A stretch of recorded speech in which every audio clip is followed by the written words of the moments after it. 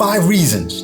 5 reasons why I think the Megablast from ASICS is a better option than the Metaspeed Sky series, whether it's Paris or Tokyo. Let me explain. Wait, don't start commenting. Hear me out first. For your average runner, I would recommend you looking at the Megablast before you do the Tokyo series. My name is Aubrey. I'm an average runner. That's why I want to talk about this shoe for average runners, okay? 5 reasons why I think that is. Let's start with the disclosures, because I'm mindful some people don't like to watch reviews by people that have been given shoes by the brands. If that's you, I guarantee you there will be other reviewers that you can look at that maybe you'll be happier with. Whilst I want you to watch my review, but please know, both those shoes have been gifted to me directly by ASICS themselves. With that said, thank you. My name is Aubrey. I'm a very average runner, simply trying to be less average by the day, and I'm good with being me. At the time of filming this, you've given me 24,200 subscribers. Thank you very much. Let's start with this. The most obvious one, this one's cheaper.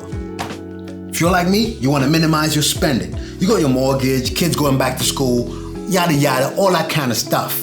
Don't worry, Christmas is also coming soon.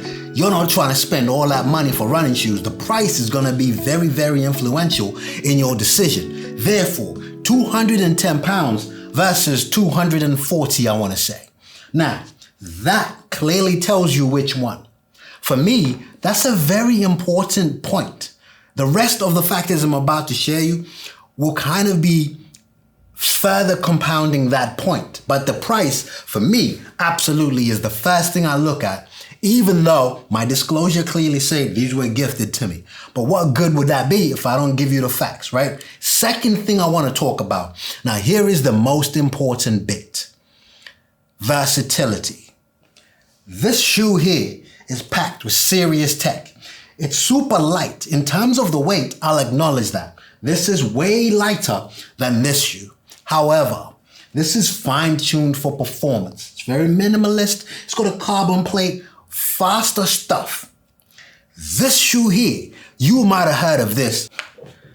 The Superblast. This is the Superblast 2, and it's renowned for being one of the most versatile shoes ever. The running world loves them. I seem to be an anomaly. I don't understand the hype. I'm just gonna be honest with you. And there you guys thinking because they've been given to me by the brand, I'm just gonna be nice. I've never understood the hype between the Superblast 2. What I do think the Superblast 2 is supposed to feel like is this one here. Now for me, the reason I say this is more versatile, it's a lighter shoe. And I love it for that. So this, in my 9.5 UK, the Superblast 2, is 264 grams. Not that heavy. This is 240. And I love it for that. So much so, I was actually prepared to go run Sydney Marathon in this shoe. Changed my mind, went with the Metaspeed Ray. But recovery runs, easy runs, steady runs, threshold, intervals, and at my pace, I ran London's the LDX by ASICS. It's a 10K race, and I roughed up that race. I'm telling you, man, Skinny Aubrey's not messing around, and it was in this shoe. So when it comes to versatility, that one race day shoe, this obviously wins. But to do it all, boom, you're with the Megablast. Boom, let's talk about the stability. Now here, listen to me. This is just facts. It's just science. I want you to look at this shoe, how narrow it is, versus this shoe, okay? This is a much more stable shoe than the Metaspeed Tokyo series. It's simple as that. The Megablast is a much more stable shoe. Now, why is that important? It's just science. If you're going on races with a lot of hairpin bends or even just fastest paces, and you're worried about feeling secure in terms of stability and all that kind of stuff, a narrow surface area like that is obviously not as stable. Now for me, I'm not saying this is unstable. I don't have any issues with it. The Metaspeed Sky Paris, I've got a lot of mileage on that, and it's the same kind of science, so no issues there.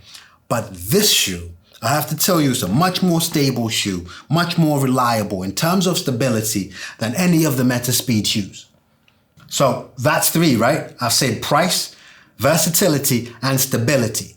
I now want to talk about durability. I want to talk to you about two things. The outsole coverage, look at this outsole coverage here, versus that. Not only the coverage, but the materials used in that. Now, granted, so I've got two pairs of the Tokyo series. I had one for training, which is the one I primarily use, and then I was sent this to go wear at Sydney Marathon. I ended up opting out of this. However, this, I put a lot of mileage in. I'm gonna give you my review. I wanna say I roughly have it at 60K, 60, 70K. I will give you my review of that. That's how it looks. I only have one pair of this shoe, and that's how it looks. No jokes, including the race I talked about, including 2 long runs getting ready for Sydney Marathon. This is a tank of a shoe. It's as simple as that. Now, remember I started with the price.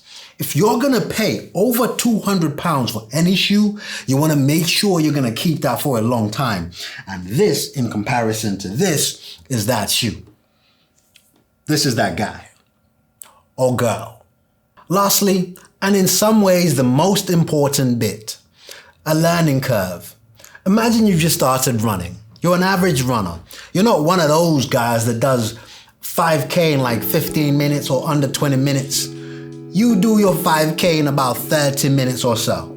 Or you do your 10K, you're looking forward to the day you get to run your 10K around an hour, 55 minutes, 50 minutes. Imagine that, right? Or you're just new. To get into a speed shoe like this will require a learning curve. This is not close to your everyday shoe that you've been wearing ever since you left nursery school.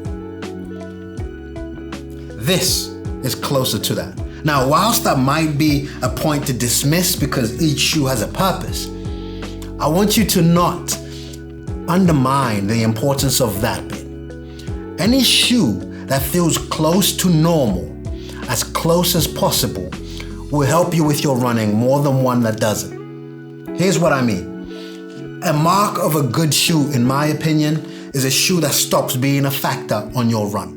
If you have to start thinking or feeling a certain shoe as you wear it, that's not a great shoe. If a shoe disappears and is not part of that run, that to me is an excellent shoe.